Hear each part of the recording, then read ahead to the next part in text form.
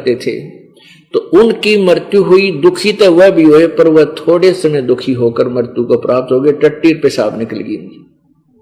कुछ ऐसे की मृत्यु होती देखी बुजुर्गों की, कहते हैं आज 4 दिन हो गए, उसका दिल में सांस, छाती में सांस धड़का है, ऐसे कर रहा है, कोई उसकी जान, उसको मृत्यु को प्राप्त होने की विधि बताने वाले, कोई कहता है इसको गंगा जल डाल दो, कोई कहता है इसका नूह डाल दो, कोई कहता है इसको उसके 5 रुपये बोल दो, कोई नो कह इसके गां का पुछड़ पकड़ा दो या प्रलय पार कर देगी। इसे साधनों न बताओ, तो वो फिर दुर्गति होकर के मृत्यु को प्राप्त होता है। और यम के दूत आते हैं उसको छुड़वाने के लिए, उसके शरीर से निकालने के लिए भयंकर आकृति दिखाते हैं, ऐसे भाले दिखाते हैं कि निकल इसमें तना ठोकेंगे, तो वो डरता इसको छोड़कर भाग जाता, टट्टी और पेशाब निकल जाता है। पुण्यात्माओं, हम किसी किराए के मकान में रहते हैं और उस किराए के मकान वाला मकान मालिक यूं कह देना, अगजी मकान खाली करियो हमारा अगले महीने, मैं उसने भी खाली कर करा जी, क्योंकि हम सेट हुए बैठे हैं, आसपास सारे स्कूल बच्चा के हैं, बताओ इसने कैसे खाली करें, उसका भी दुख आता है। और इस शरीर में तो हम 80-90 वर्ष रहते इस मकान में, यो के सज्जा छूटे है, इसकी तो अंगे तो छुटवावे, फिर काल के दूत आके इसने दिखा के सिंगड़ खड़ा हो, जेड़ी दिखाओ, नो भाले दिखाओगे, निकल इसमें, फिर वो इधर उधर बाजो शरीर में, और फिर वो अचेत कर देते हैं, जिसको कदे राम नाम याद ना आ जाए, इसकी जुबान बंद कर देते, फिर टट्टी और पेशाब उनका निकलता जो भक्ति नहीं करते। जो परमात्मा का नाम लिए हुए सच्ची भक्ति करते हैं, उनका कोई टट्टी पेशाब नहीं निकलेगा, आप देख लेना। क्योंकि आए हैं सो जाएंगे ये राजा रंग फकीर, एक सिंहासन चढ़ चले एक बंधे जात जंजीर। हमारा एक भक्त है यहाँ, वैसे तो बहुत से ऐसे प्रमाण हैं, बरवाला का एक भक्त है बलजीत भक्त, उनके पिताजी ने नाम लिया, पूरे परिवार ने उपदेश लिया।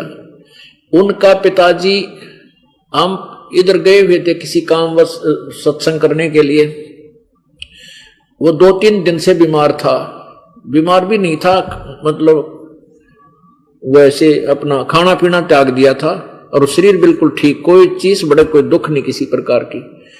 तो वो कहने लगे, बोला भाई गुरुजी आ जाएंगे जब मैं मरूंगा।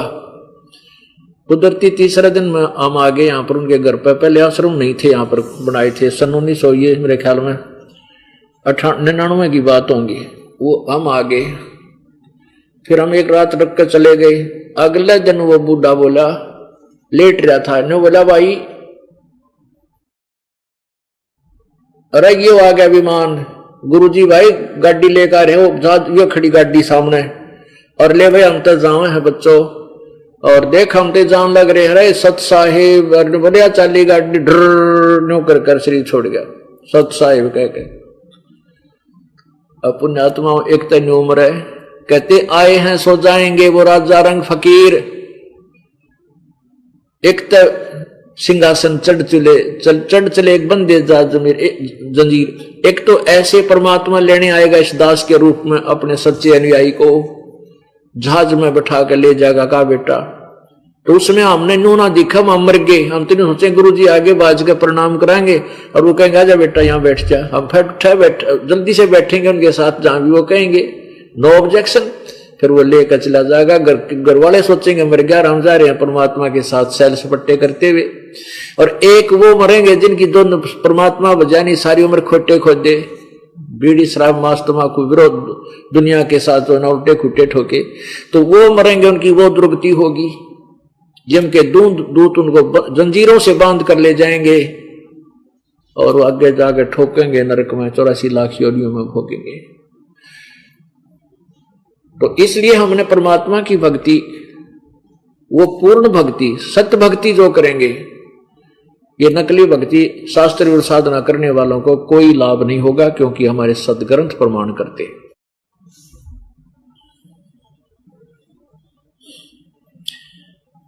पुण्यात्माओं, एक बलख बुखारा नाम का शहर था, उसमें एक अब्राहिम सुल्तान अधम नाम का एक राजा था। वो पूर्व जन्म के बहुत ही पुनोयुक्त था। वो पहले जन्म में परमेश्वर कबीर जी की शरण में रहा था। वो सम्मन नाम था उसका, जब वो पहले जन्मों में सम्मन नाम था। उसमें वो परमात्मा की शरण में भक्ति करके पूरा दान युक्त, बहुत अच्छी भक्ति युक्त हो गया था, लेकिन वो पार नहीं हुआ। उस पिछले जन्म के शुभ संस्कारों से, भक्ति से उसको, उसका जन्म एक बहुत ही बड़े राजा के घर हुआ, यानी एक राज्य प्राप्त हुआ उसको। परमात्मा सौ कारण बनाता है अपनी आत्मा को, जैसा उसका संस्कार है वहां उत्पन्न करने के लिए। जन्म हो गया एक बहुत बड़े अमीर राजा के घर, युवा हो गया। युवा होने के बाद ब्याह हो गए और गद्दी प्राप्त होगी। अपनात्मा राजा बन जा। राजा बनने के बाद कोरी को वध करया करता है प्राणी, जिसको ज्ञान नहीं भगवान का, जिसको डर नहीं परमात्मा का, वो राजा। अब उसने पहले क्या सोचा, युवा था, जवान था, इतने ठाठ थे, कहते 18 करोड़ तक उसने घोड़े ले रखे। 18 करोड़ घोड़े। गांव में एक घोड़ा या घोड़ी किसी के घर में होती ना, तो उंगली टिका करती, नजर दृष्टि टिकती थी सारे गांव की, बड़ा साहूकार आदमी है, बड़े ठाठ बाट है, एक घोड़ी वाले की। आज जिसके पास गांव में कार है तो उसको साहूकार मानते, उसमें घोड़ी वाले को बहुत बड़ा साहूकार माना करते थे।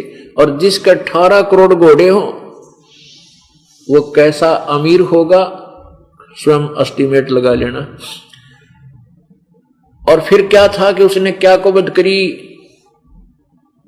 ये बहुत बुरी बीमारी हो जाती है राजा में, उसकी बहुत संख्या में, सैकड़ों हजारों की संख्या में उसने यानी बकवाद की शादी की, इतनी रानियां रखी। और कहते हैं जब वो हाथी पर बैठकर एक शहर से अपने दूसरे शहर में जाता था, अपने क्षेत्र में, कितने ठाठ बाट से चलता था। ओए होए, आगे पीछे गाने बजाने वाले, फूल छिड़कने वाले, पानी आगे आगे छिड़का करने वाले, और बहुत सुंदर हाथी पर सज कर बैठा करता था, हीरे मोती के उसके चारों तरफ हाथी के वो सजाए जाता था, हाथी के ऊपर कपड़ा। और वो एक एक जूते में ऐसे रत्न जड़े हुए होते थे कि एक जूते की कीमत 1.25 लाख रुपए, उस समय के 1.25 लाख रुपए, आज तक करोड़ों की मैं समझो। इतने ऐसे तो जूते पहना करता था, मुकुट पे ऐसे। और वो नो सोच रहा था मेरी मौजिया ऊँ माच रही है, वैसे मेरे ठाठ हैं, क्यों ज्ञान नहीं था। अब पिछले पुन से होते हैं पूर्ण हंस मुराद। अपनात्मा हम तो इस राज ने और इस सुख ने, कार कोठिया ने, फाइनल मान बैठे को बस मौज हो रही है। लेकिन परमात्मा को पता है यहाँ किसी मौज है, तेरे पिछले जन्म के पुण्य और तेरे को प्राप्त है। तू सोच रहा यू काल भगवान ब्रह्म हमें दे रहा है, जो पूजाएं जैसी भी कोई कर रहा है, किसी भी धर्म या समुदाय में जिसका जन्म है, वो जैसी भी पूजाएं उस समुदाय के अनुसार कर रहा है वर्तमान में, चाहे वो शास्त्र विरुद्ध हैं। हम ये सोच रहे हैं कि जो मेरे आज ठाठ है, सुख है, ये इन्हीं पूजाओं से मुझे मिल रहा है। नहीं, ये तो अपने सदग्रंथ बताओगे ये पूजा आपको लाभ देंगी कि नहीं देती, वो तो सदग्रंथ बताएंगे, परमात्मा के जो वाणी बतावेगी, तब हमें पता चलेगा कि जो साधना हम कर रहे हैं ठीक है गलत। तो वो अपनी जो 5 वक्त की नमाज भी करता था, ईद बकरीद भी करता था, जो भी उसको पता था, तो वो सोच रहा था कि ये सारे ठाठ मेरी इन्हीं पूजाओं से और ये अल्लाह दे रहा है। अब पुण्यात्मा तत्व ज्ञान की रोशनी में आपको दाना दाना यानी कति क्लियर हो जाएगा कंसेप्ट कि जो साधनाएं हम प्रत्येक धर्म के कर रहे थे वो पूर्ण मोक्षदायक नहीं थी। जैसे पवित्र कुरान शरीफ के अंदर सूरत फुरकानी 25 आयत नंबर 52 से लेकर 59 तक, इसमें एक विशेष विवरण दिया है कि जो ये मुसलमान भाई क्या मानते हैं। कुरान मजीद में लिखा है स्टार्ट के अंदर भूमिका में कि अल्लाह ने जिसको मुसलमान वर्ग अपना फाइनल गॉड मानता है, उसने हजरत मोहम्मद जी को कुरान शरीफ का ज्ञान दिया। ज्ञान किस प्रकार कैसे कैसे दिया कि एक या तो फरिश्ता आता था, वो अल्लाह का हुक्म ज्यों का त्यों आकर हजरत मोहम्मद को पढ़ाता था, सुनाता था, या फरिश्ता आकर के शरीर में प्रवेश करके उसमें बोलता था, तो भी वो हजरत मोहम्मद चादर ओढ़ के लेट जाते थे और फिर अंदर से बोलते थे, लिखने वाले लिख लेते थे। तो अंदर प्रवेश करके भी वही परमात्मा ही बोलता था जिसको मुसलमान वर्ग अपना अल्लाह मानते हैं। तो इस प्रकार वो बोला हुआ ज्ञान कुरान शरीफ नामक उस हॉली बुक में, पवित्र पुस्तक में लिखा हुआ है। तो उसमें क्या बताया है कि वो अल्लाह जो मुसलमान वर्ग के जो भाई हैं, मुसलमान धर्म के अनुयायी हैं, वो जिस अल्लाह को फाइनल मानते, अंतिम भगवान मानते हैं, वो कह रहा है कि हे हजरत मोहम्मद, मैं तुझे ये कुरान शरीफ की जो दलील दे रहा हूं, इन पर विश्वास कर। और ये काफिर जो हैं, जो परमात्मा को छोड़कर उनने दूसरी पूजाओं को करते हैं, जो पूर्ण भगवान की भक्ति नहीं करते, वो तो काफिर हैं। तो उनकी बातों में मत आना।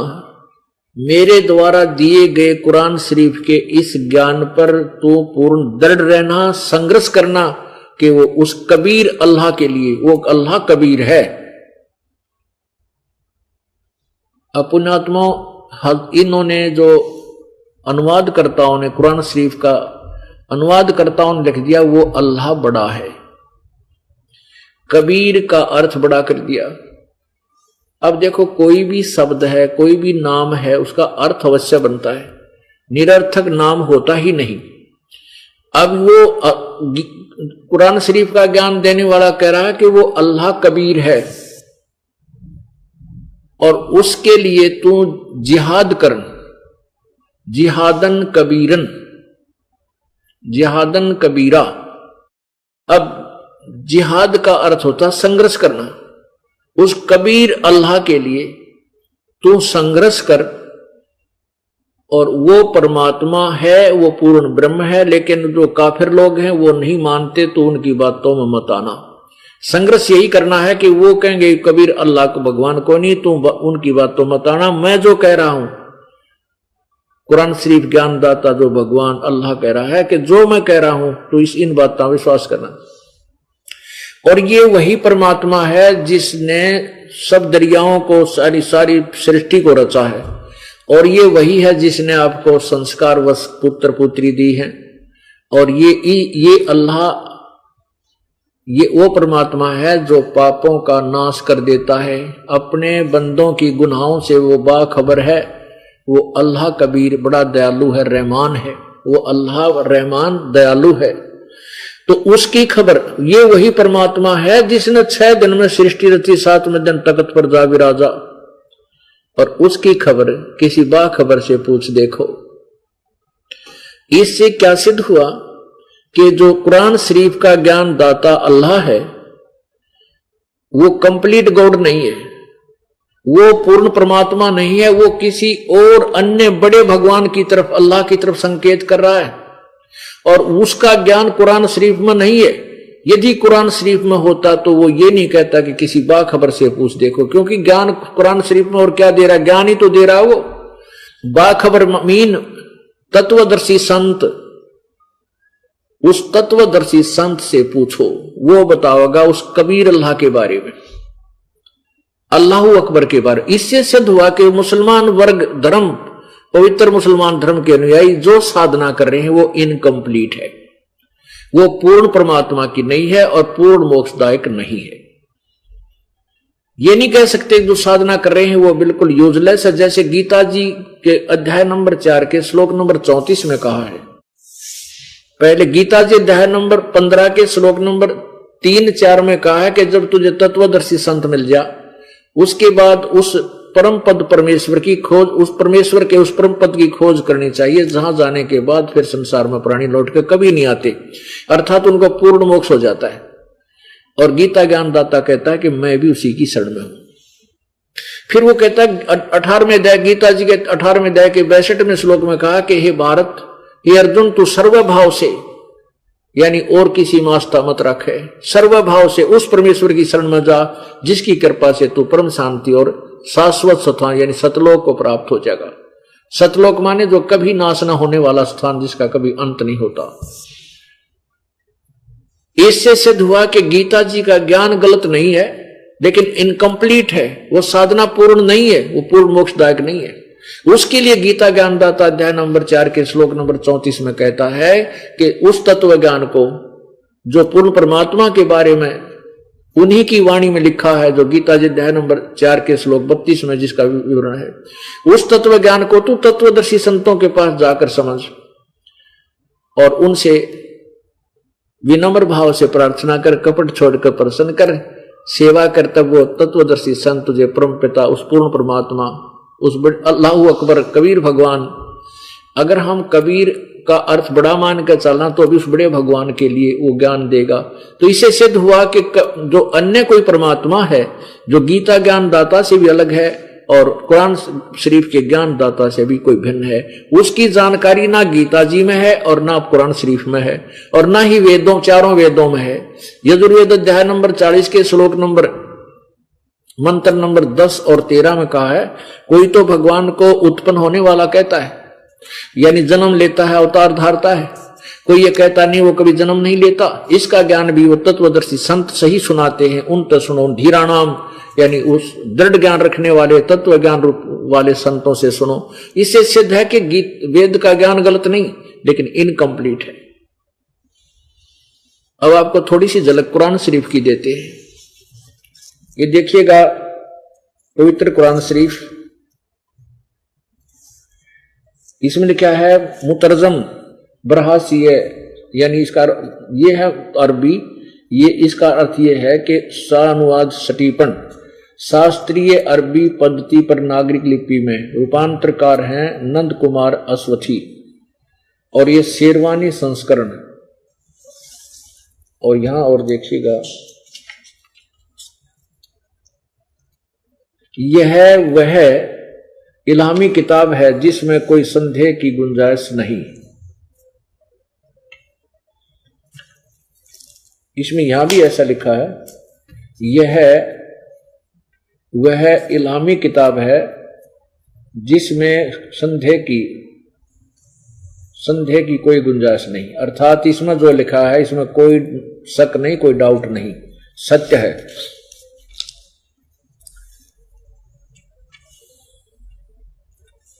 शास्त्रीय अरबी पद्धति पर नागरिक लिपि में शेरवानी संस्करण। प्रकाशक हैं लखनऊ किताब घर, मौसम बाग, सीतापुर रोड, लखनऊ।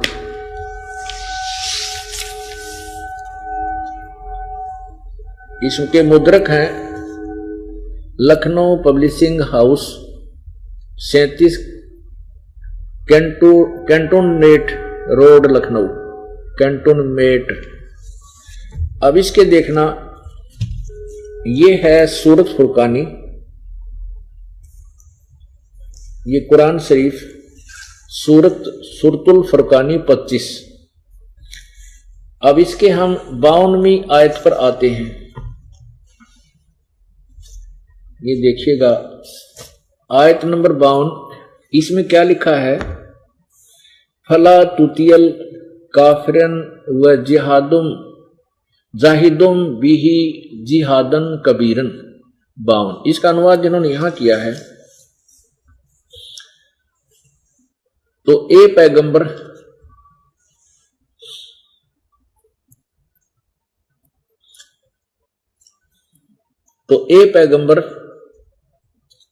तू काफिरों का कहा न मानना। अब हजरत मोहम्मद का खुदा हजरत मोहम्मद जी को कह रहा है कि ए पैगंबर, तू काफिरों का कहा न मानना, और इस कुरान की दलीलों से, यानी मैं जो तुझे दो ज्ञान दे रहा हूं उनका सामना बड़े जोर से करो। इन्होंने इस कबीर का अर्थ, कबीरन का अर्थ ये बड़ा कर दिया, बड़े जोर से करो 52 में। अब आपको दिखाते ये कबीरन शब्द है। अब देखिएगा कुरान मजीद, ये सेम टू सेम है लेकिन नाम का ही अंतर है। कुरान शरीफ की जगह पर कुरान मजीद लिखा है इसमें, ये देखिएगा, ये है कुरान मजीद, मुर्तजम मऊ अरबी मतन, प्रकाशक आसिफ बुक डिपो, 422 मटिया महल जामा मस्जिद दिल्ली 6। और ये है तर्जुमा मौलाना फतेह मोहम्मद खान साहिब जालंधरी, मौलाना सही मौलाना अब्दुल मजीद सरवर साहिब, प्रकाशक Farid book depot limited private limited नई दिल्ली इतने से। अब इसमें देखना यही सूरत फुरकानी 25 नो की नो है। ये सूरत फुरकानी 25 आयत नंबर ये 52 नीचे को, इसमें कबीरा शब्द लिखा है, इसमें कबीरन लिखा है, इसमें कबीरा शब्द स्पष्ट किया है। फला तुतियल काफिरिन न व जाहिदुम बिही जाहिदन कबीरा। बस ये दिखाना चाहता था दास के कबीरन कहो चाहे कबीरा कहो चाहे कबीर कहो, एक कोई गल है, एक के बात है। अब फिर आइए कुरान शरीफ, ये कुरान शरीफ सूरतुल फुरकानी 25 में। अब हमने ये 52 वाली आयत पढ़ ली, अब 53 54 और पढ़ाएंगे। फला तुतियल काफिरन वजाहिदम बही जिहादन कबीरन, कबीर कहो कबीरन कहो चाहे कबीरा कहो 52 में।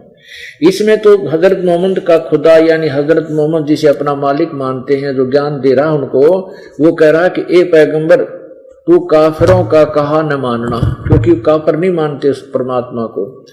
और इस कुरान की दलीलों से जो मैं तुझे ज्ञान दे रहा हूं, इससे उनका सामना बड़े जोर से करो। अब आगे चलते हैं। अब ये आपने पढ़ा प्रश्न नंबर 604 पे, और अब देखिएगा प्रश्न नंबर 606, 5 पे अनुवाद है इसका। अब ये 606 और 7 पे अनुवाद है 53 आयत का, और वही है वो।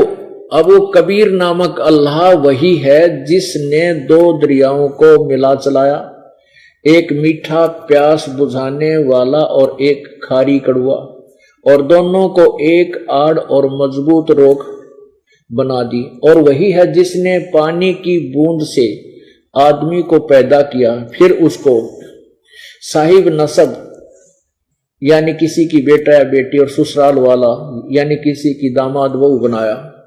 और तुम्हारा परवरदिगार, जो कुरान शरीफ का ज्ञान दे रहा है वो अल्लाह कह रहा है, हजरत मोहम्मद जो तेरा परवरदिगार वो वास्तविक पूर्ण परमात्मा हर चीज करने पर शक्तिमान है। और काफिर उस अल्लाह के सिवाय यानी पूर्ण परमात्मा की भक्ति ना कर ऐसों को पूजते हैं, अन्य देवताओं को पूजते हैं जो न उनको नफा पहुंचा सकते हैं और न नुकसान, उनको न नफा पहुंचा सकते हैं और न उनको नुकसान यानी हानि पहुंचा सकते हैं। और काफिर तो अपने परवरदिगार से पीठ दिए हुए हैं, जो भगवान की एक परमात्मा की पूर्ण परमात्मा में भक्ति नहीं करते, वो काफिर कहे दिए हुए और मुंह मोड़े हैं। और ए पैगंबर 56 में, हमने तुमको खुशखबरी सुनाने और सिर्फ अजाब से डराने के लिए भेजा है। इन लोगों से कहो कि मैं तुमसे अल्लाह के हुक्म उसका ज्ञान सुनाने पर कुछ मजदूरी नहीं मांगता। हाँ, जो चाहे अपने परवरदिगार तक पहुंचने की राह इख्तियार कर ले। अब 58 में क्या कहा, ए पैगंबर उस जिंदा पर भरोसा रखो, क्योंकि हजरत मोहम्मद जी को परिपूर्ण परमात्मा जिंदा महात्मा के रूप में आकर मिला था। उस जिंदा पर इन्होंने अर्थ कर दिया चैतन्य, उस जिंदा पर भरोसा रखो जो कभी मरने वाला नहीं है, अर्थात वो पूर्ण रूप से अविनाशी है। और तारीफ के साथ उसकी पाकी बयान करते रहो। अब यहाँ कुरान शरीफ का ज्ञान दाता अल्लाह, जिसको हजरत मोहम्मद अपना खुदा मानता है, वो अपने विषय में नहीं कह रहा, उसकी पाकी माने उसकी महिमा का बयान करते रहो, उसकी पवित्रता का बयान करते रहो, और अपने बंदों के गुनाहों से वह काफी खबरदार है। अब देखो इन्होंने क्या किया, 58 में उस कबीरा खबीरा जो शब्द है, कबीरन खबीरन, उसका काफी माने बहुत बड़ा कर दिया। अब देखो यहाँ 58 में, ये 58 है, यहाँ खबीरा शब्द है, खबीरा कहो चाहे कबीरा, इसका अर्थ बड़ा है। और यहाँ 59 में खबीरन है, इसको खबीरन कहो चाहे खबीरा कहो, एक ही कबीरा कहो। अब 59 में, अब 58 आपने पढ़ ली, यहाँ 58 में इन्होंने लिखा है कि वो अपने बंदों के गुनाहों से वो कबीर खबरदार है। यहाँ लिखना चाहिए था वो कबीर नामक परमात्मा खूब समझता है, जानता है, उन पापों को भी नाश कर देता है।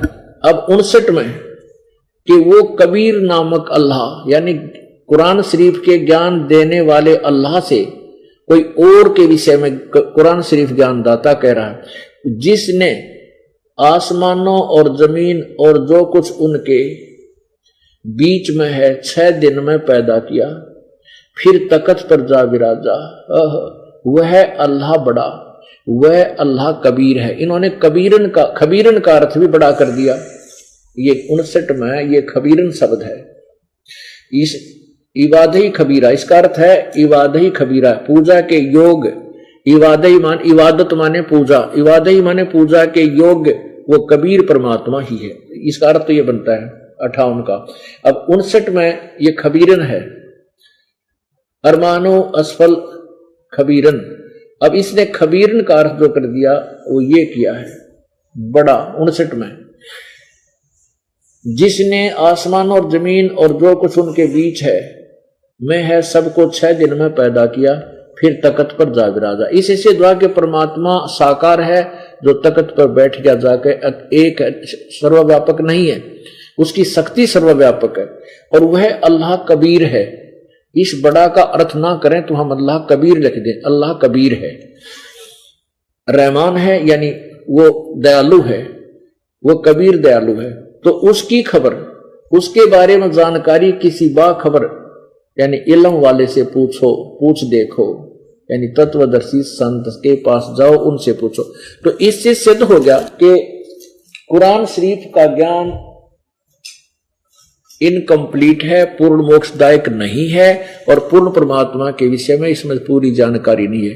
तो उसके विषय में कोई और संत ही बताएगा, वो तत्वदर्शी संत जो पवित्र वेदों में गीता जी में बताया है, और उसके विषय में जानकारी भी दी है कि वो कैसा होगा। तो पुण्यात्माओं, जो भी जैसी साधना, जैसे पवित्र हिंदू धर्म के अनुयायी, वो पुण्यात्मा केवल वेदों पर आधारित हैं, पवित्र गीता जी पर आधारित हैं कि इसमें जो ज्ञान है वो सही है, बिल्कुल ठीक है, और वो ब्रह्म को जो गीता और वेदों का ज्ञान देता है उसी को कंप्लीट गॉड मान रहे हैं।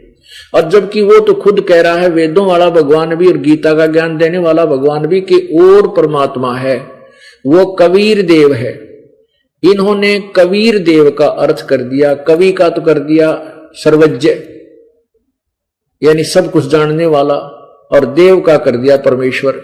अब पुण्यात्माओं, कोई भी कवि सर्वज्ञ नहीं हो सकता, वो तो एक काव्यकार है, एक कविता लिखनी आदमी हो, वो सर्वज्ञ क्यों कर हो जाएगा?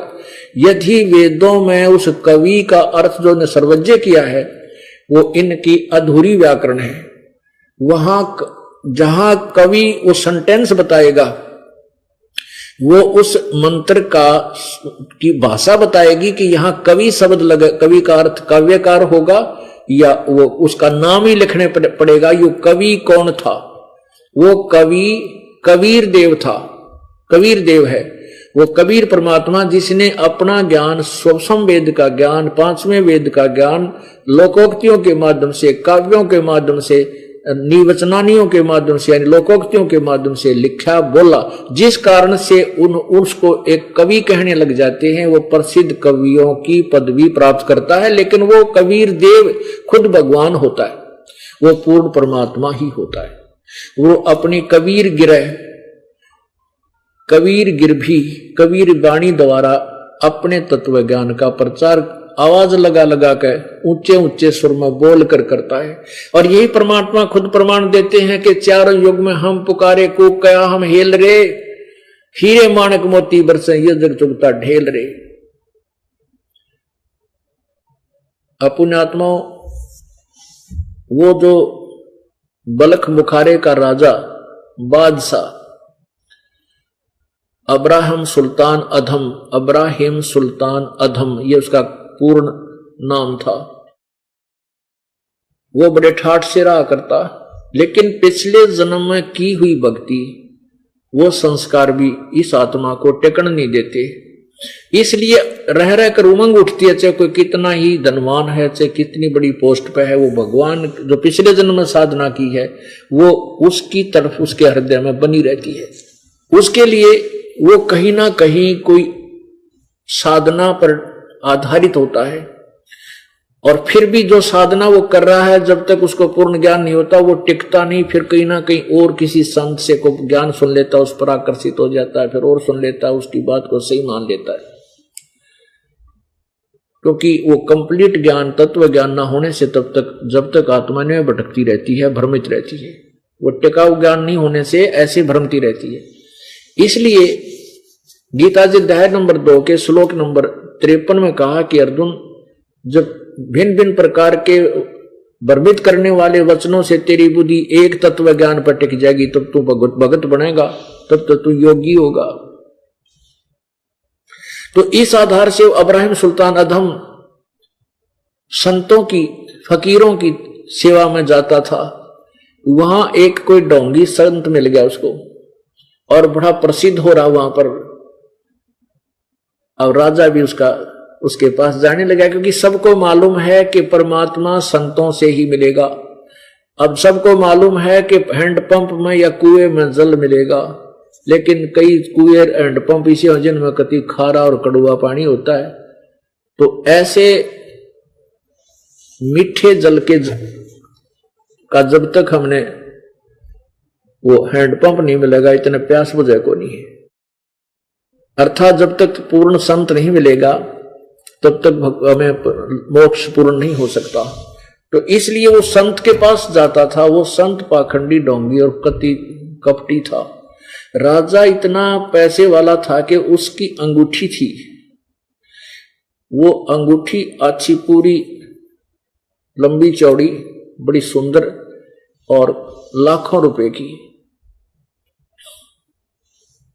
अब उस संत ने सोचा इसकी कैसे अंगूठी मारूं, कैसे लूं इस पर अंगूठी मांगूंगा, तो सोचा गया तो ठग है, पैसे मांगता संत। वो कहता मैं माया को नहीं छूता।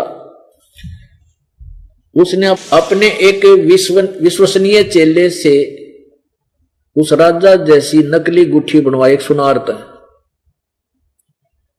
और वह डाल ली अपना ऐसे जेब में। राजा उसका पक्का मित्र हो रहा था, उसका बहुत श्रद्धालु था। तो उसने एक दिन कहा राजा से कि राजा आज नौका विहार करेंगे, आप मेरे साथ चलो, हम नौका विहार करने की इच्छा है। तो राजा ने उसी समय व्यवस्था दी, आदेश दे दिया, घंटे भीतर सारी व्यवस्था कर दी। राजा और वो कपटी संत बैठ गए उस नौका में। नाविक चला रहा है, वो दोनों बैठे हैं। उस संत ने, फकीर ने कहा कि राजा आपकी अंगूठी बहुत अच्छी लग रही है। राजा ने कहा कि देखो, दिखाना कैसी है, कितनी कीमत है इसकी। राजा ने अंगूठी निकालते निकालते कहा कि महात्मा जी ये इतने लाख रुपए की या इतने 50,000 की, इतने की बनी है, इसमें हीरे देखो ये जड़े हुए हैं। अच्छा, वाह जी वाह। उधर से कहता है नाविक ठीक चला, राजा को झटका ना लग जाए। अब राजा का ध्यान उधर हुआ, उसने वो अंगूठी बदल ली, वह तो अपनी टांगली रुआ हाथ में ले ली। राजा बहुत ही अच्छी है, पर हम फकीरों के क्या काम है, ऐसे कह के उसने दरिया में फेंक दी। राजा ने सोचा भाई बड़ा त्यागी बैरागी संत है, और ज्यादा आस्था राजा की बन गई, वह कमाल है, संत के चाला है, इतनी कीमत की अंगूठी को भी कहता है तो मिट्टी है हमारे लिए। अब पुण्यात्मा कुछ दिनों के बाद क्या हुआ कि उन गुरु चेलियां की बिगड़ गई। जो उसका शिष्य था, विश्वसनीय शिष्य, जिसने वह अंगूठी बनवाई थी, जिसने धोखा किया था, जिस गुठी को उसने जल में फेंक दिया था और ओरिजिनल अंगूठी राजावाड़ी को मार लिया था, वालों को दबा दी कि मिट्टी में दबा रखी थी अपने उस मकान में जहां वो रहता था, झोपड़ी में। तो एक दिन उस गुरु चेलिया की बिगड़ गई, तो गुरु उस चेले ने पीछे तो जाकर नौकरों को बताया, उस वजीर को बताया कि ऐसे ऐसे वो संत पाखंडी है, डोंगी है, और उसने राजा की अंगूठी, राजा के साथ धोखा किया है। अब पहले तो फकीर उसका ना जच्चा वजीर का भी, राजा तो उसके ऊपर कति अटूट श्रद्धा रखता है और वो मानेगा नहीं। तो वो वजीर बोला वे मैंने कोई प्रमाण दे ताकि मैं राजा का आगे तेरी यह बात रखूं। वो चेला बोला चल मैं उस सुनार से मिला दूंगा आपको जिस पर मैंने वो अंगूठी बनवाई थी। वो बोला चल, सुनार से बात की, कहा जी एक नकली अंगूठी बनवाई थी कि जो जिस राजा से, जो राजा का गहने बनाता था उसी से बता कि जिस ही राजा ने बना रखी है, राजा की तूने अंगूठी बनाई है छाप, ऐसी ही मेरी इन नकली बना दे। तो फिर वजीर का जच गया बात, यकीन हुआ। उसने आकर के इब्राहिम सुल्तान से बताई कि राजा यो संत कपटी है, धोखेबाज है, आपकी अंगूठी उसने छुपा ली और एक नकली बनवा के और वो जल में फेंकी थी, राजा इससे सावधान रहना। अब वो धार्मिक लोग बड़े श्रद्धालु होते हैं, उसका जची नहीं इब्राहिम का कि नहीं उस वजीर आपको धोखा लगा है, वो तो बड़ा महान पुरुष है, वो तो किसी वस्तु को छूता ही नहीं है, वो तो त्यागी बैरागी है। वजीर कहने लगा महाराज मेरा भी ना जच्चे थी यह बात, जो आप जिस प्रकार आप सोच रहे हो मैं भी नहीं सोचूं था, लेकिन उस चेले ने बताई है कि वह अंगूठी अब भी उसकी झोंपड़ी में दबी हुई है और एक जिस पे हम आपके गहने बनवाते हैं उसी सुनार से इसने बनवाई थी नकली उस चेले ने। वो चेला बुलवाया, फिर वो चेला भी बुलाया उस राजा ने और फिर वो सुनार बुलवाया। सुनार ने भी कह दिया जी सचमुच मैंने, वो इन्होंने कहा कि राजा जैसी अंगूठी बना दे, मैंने बना दी। अब राजा ने सोची भाई बात तो बिगड़ गई और कहीं वे अंगूठी उनके घर में ना पाई, बेइज्जती संत महसूस ना कर जा, डरा करते थे। वो राजा बोला उस शिष्य भी तू चल और हम आ रहे हैं, हम उससे पूछेंगे राजा से, उसके क्या नाम है फकीर तय, और तू उसी समय वो अंगूठी निकाल कर दे दिया, हमने ज्यादा ना पूछना पड़ा उससे। पहले फकीरों से डरा बहुत करते थे, ये शराब स्वरूप दे दिया करते थे। तो राजा वजीर और चले गए स्वाभाविक तरीके से और प्रणाम किया, सलाम वालेकुम किया और बैठ गए। तो राजा ने कहा कि महात्मा जी आपने जो अंगूठी मेरी जल में फेंक दी थी वो मुझे रह रह कर याद आती है क्योंकि वह बहुत कीमती थी। तो वो कहता है कि राजा आप माया में जकड़े हुए हो, हम माया से निर्बंध हैं, लागा बकवाद गढ़। तब वो चेला उड़े खड़ा था, वो बोला जी इसने कितना नहीं माया का त्यागी, कति पक्का चीचड़ है, और देखो यार ये अंगूठी आप वाली, वह अंगूठी निकाल कर वह राजा को दे दी। ये देखो उसका तो सफेद मुंह हो गया और कंपन लग गया, वो महात्मा नो बैठा बैठा कप है, हकीम मर गया भाई। उस समय तो सजाएं राजा के मुंह पर होया करती थी, अब फांसी दो इसको, लेकिन वो फांसी ना दी क्योंकि पिछले संस्कार अच्छे थे उस राजा के, दयालु था। कहने लगा इसने कैद में डाल दो, चक्की पीसन का, पहले ये एक विशेष सजा दिया करते, आटा पीसा करते, जो फौज की सेना का भी आटा हो जाता और उनके पशुओं का भी, ऐसी कठिन यातना दे दिया करते कि इसको वहां डाल दो। उसके बाद उस राजा के मन में इन फकीरों के प्रति नफरत होगी कि ये सब बकवादी लोग हैं। मैं जिसको ऐसा नेक आदमी मानू था वो ऐसा नकली निकला, इनोरा पे के विश्वास करूं। लेकिन भगवान से डरने वाला था, उसने क्या स्कीम बनाई कि वे संतों एक डडोरा पीट दो, मुनादी करा दो कि आसपास जितने भी संत हैं या तो इस मेरे राज ने त्याग दें या मेरे पास आवें और मेरे प्रश्न का उत्तर दें। अब वो संत सोचा भी राज त्याग कर कि जाएंगे, चल राजा के पूछेगा उत्तर दे देंगे, आवे प्रश्न करें। वो कहे कि तुमने अल्लाह देखा है, तुमने अल्लाह को प्राप्त किया है तो मुझे उसकी आभास उसको मुझे दिखाओ। अब वो मुसलमान धर्म के संत थे, वो कहते हैं जी अल्लाह देखा नहीं जाता, महसूस किया जाता है, क्योंकि वो भी अल्लाह को बेचून मानते हैं, निराकार कहते हैं, अव्यक्त बोलते हैं। सबकी छुरी उलट फिट हो रही है। तो राजा बोला जो भी ऐसा जवाब दे कि वो तो देखा जा सकता है, उसको उसी समय जेल में डाल दे। यानी 300 के 60 वो शस कहते वो संत जो थे वो कैद में डाल दिए। और पुण्यात्माओं परमात्मा प्राप्ति के लिए घर छोड़ रखा है या कोई और प्रयत्न कर रहा है, जो भक्त वो पिछले जन्म का शुभ संस्कारी है। वो पिछले जन्म में कभी ना कभी भगवान की भक्ति कर रहा था, तो वो परमात्मा उस भक्ति के कारण उन संतों भक्तों के पीछे फिरता रहता है। एक दिन ऐसा हुआ कि राजा के महल पर, राजा के उस मकान से थोड़ी सी दूरी पर किसी भक्त का मकान था। वहां कुछ संत रात ने आकर वहां परमात्मा की महिमा ऊंचे स्वर में गा गा कर सुना रही थी। राजा ऊपर बैठ गया, महल पे ऊपर बैठ गया, तो उसने सारी रात सुने कि परमात्मा के भजन बिना इस जीव की क्या दुर्गति होगी और ये मनुष्य जीवन सदा नहीं रहेगा, ये राजपाट सदा नहीं रहेगा। इससे प्रभावित होकर राजा ने कहा कि अपने सैनिकों से कहा कि उन जो वो गाने गा रहे हैं, भगवान की महिमा सुना रहे हैं, वो संत 5-7 जने थे, उनको सबको कह के आओ कि कल तुम राजा ने याद किया सुबह आ जाना। उनको संदेशा मिला, वो घबरा गई कि भाई बात तो बिगड़ेगी, राजा राजी खुशी तो बुलाता नहीं, हो सकता उसकी नींद भंग होगी। हम भगवान की महिमा गा रहे थे, पर देखी जाएगी आदेश राजा का, जाना तो पड़ेगा। जब वो वहां पहुंचे, राजा ने प्रश्न किया, क्या तुमने भगवान मिला है? अगर मिला है तो मुझे दिखाओ, और नहीं तो चक्की वहां जेल में जाओ। उनका जो मुखिया था वो खड़ा हुआ, बुद्धिमान व्यक्ति था, उसने कहा राजा एक गिलास में दूध मंगाओ। राजा ने अपने नौकरों से आज्ञा दी कि दूध लाओ मीठा करके, गिलास में मीठा करके दूध ले आए। अब वो संत जो था, फकीर था, वो उस गिलास दूध के गिलास को पकड़ के उसमें उंगली देर ऐसे देखा है। राजा कहने लगा कि पीले महात्मा जी, मीठा करवा के मंगवा रखा है। तो फकीर बोला कि राजन, मैंने सुना है कि दूध में घी होता है, पर आपके दूध में घी को नहीं, मैं ना पीऊं इसने।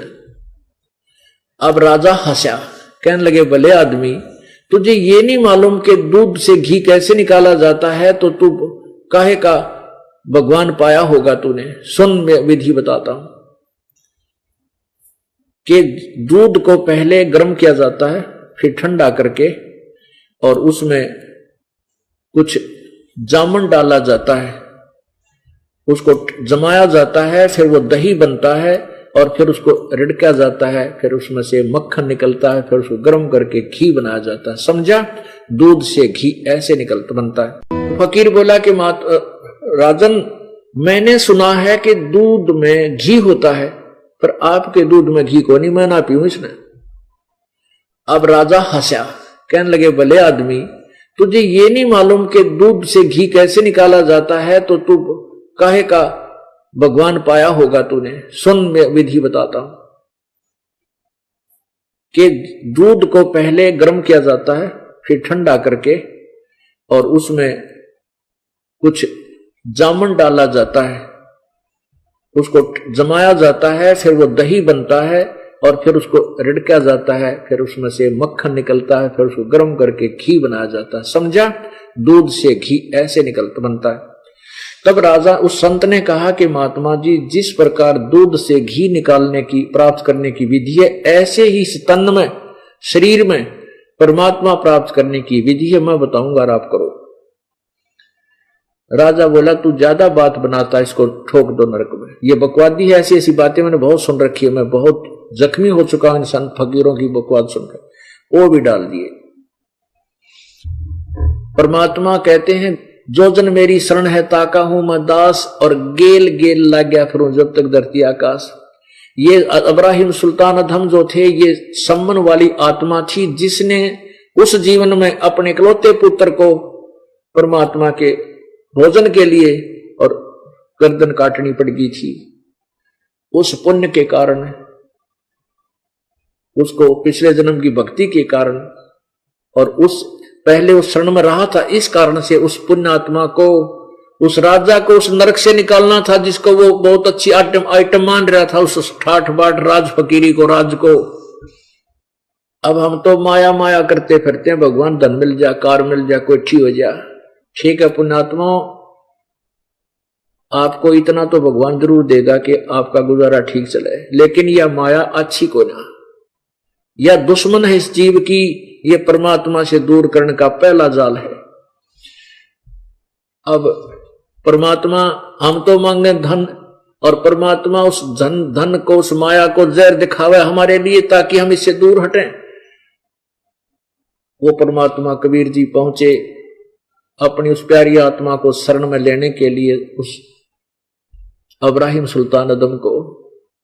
रात्रि के समय राजा के महल के ऊपर एक ऊंटों वाला रहबारी बोलते हैं, कारवान, जैसे इधर हमारे क्षेत्र में राजस्थान साइड के ऊंट चराने आते हैं, ऊंटे ले आते हैं जब उधर वर्षा ना होती है, तो वो वैसे बड़े बड़े तो साफे बांधते हैं, धोती डबल लांगड़ की धोती, टांगे घुटने की होती है, वह लंबी लंबी नोक की जूती, लंबी लाठी। तो इस वेशभूषा में परमात्मा राजा के रेजिडेंस के ऊपर छत पर खड़ा होकर नो लाठी मारे, आवाज करे जोर जोर से। अब राजा ने सैनिकों से कहा कि लाओ पकड़ के, कौन है ऊपर, कौन शरारत कर रहा है। ऊपर से लाए पकड़ कर, नीचे एक ग्रामीण सा व्यक्ति बूढ़ा बाड़ा खड़ा है सामने, परमात्मा इस रूप में थे। राजा ने पूछा, भाई तू क्या कर रहा था ऊपर? परमात्मा बोले कि ए बादशाह, मेरा ऊंट गुम हो गया, और उस ऊंट को ढूंढने के लिए ऊपर छत पर गया था, देखने खातिर कहीं मेरा ऊंट ऊपर ना बैठा हो। अब वो राजा हंसा, कहने लगा, रे बूढ़े आदमी, इस छत के ऊपर ऊंट जाएगा कहां से? तेरी दिमाग खराब हो रहा है क्या? परमात्मा बोले, मेरा तो दिमाग खराब हो ही रहा था, पर हो तेरा भी रहा है। तू जिस तरीके से, पर जैसे छत पर ऊंट नहीं हो सकता, क्वाइट इम्पॉसिबल, इस प्रकार जो बकवाद तू करे संतों को दुखी करने का, ऐसे तुझे 7 जन्म भी परमात्मा नहीं मिल सकता। न्यों कहकर अंतर जान होगी। अब राजा ने मुश्किल होगी, और राजा एकदम घबरा गया और मूर्छित हो गया। परमात्मा वहां पहुंचे जहां पर वो 360 साधु चक्की पीस रहे थे जेल में। वहां जाकर, अंदर जाकर कहने लगा उन सैनिकों से, जेलरों से, कि भाई मेरी भी सजा होगी है, तुम्हारे राजा ने भेजा हूं, मुझे भी अंदर कर दो। पहले इसे कानून थे। जेलर बोला, अच्छा तू भी अंदर जाना चाहता है? कहां कर, मुझे भी अंदर चल। बोला आ जा अंदर। वो कर दिया। कहने लगा, चल ये चक्की पीस। वो जो परमात्मा बोले, भाई बात सुन लो, देख दोनों काम नहीं करेंगे हम। वो सारे वो कैदियों से बोला, भाई डटो, एक काम करेंगे, चक्की घुमवा लो, चक्की हम घुमाएंगे तो तुम इनमें आटा डालो, वो कणक डालो, और ना तुम आटा चक्की घुमाओ और हम कणक डाल लेंगे। बोलो कौन सा काम करोगे सिपाहियों? अब वो सैनिक बोले, इनकी फड़क निकालते हैं। कहने लगे, ठीक है, तुम चक्की घुमाओ, हम आटा इनमें कणक डालेंगे। अब उन्होंने सोचा था कि इन्हें खूब तक कणक इनसे जल्दी जल्दी घुमाएंगे, ना घुमाओगे लठ मारेंगे इनका है, पीट पीट का जिनको अच्छी तरह तंग करेंगे, कह के ट्राई करें सीधा करेंगे। कैदियों से बोले तुम खड़े हो जाओ, सारे जितने वो साधु थे खड़े हो जाओ अपने अपनी चक्की के सामने। और उन सैनिकों से कहा भी तुम भी आटा डालने के लिए, कणक डालने के लिए तैयार हो जाओ। तो बोले हम हो रहे हैं तैयार, बैठो तुम।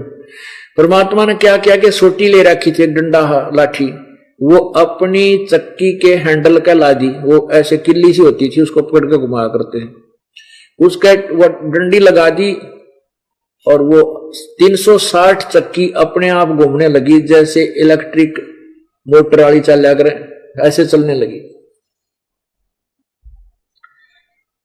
अब ये अचंबा देखकर, ये करिश्मा देखकर वह सैनिक तो दूर हो गए खड़े। परमात्मा बोले भाई तुम आंखें बंद करो जितने भी कैदी हैं, और फिर कहा कि आंखें खोलो। जो ही आंखें खोली तो वो जेल से बाहर खड़े सारे, और परमात्मा भी साथ थोड़ी सी दूरी पर। परमात्मा बोले भाई इस राज्य से बाहर चले जाओ, इसकी बुद्धि भ्रष्ट हो रही है राजा की, और फिर मत आना इधर। तो वह तब भाग लिए कतीनो, जैसे फाटक में तो पशु छूट जाया करें, वो उस तो अगर वो उस तो अगर वो जा बाबा जी तब आगे।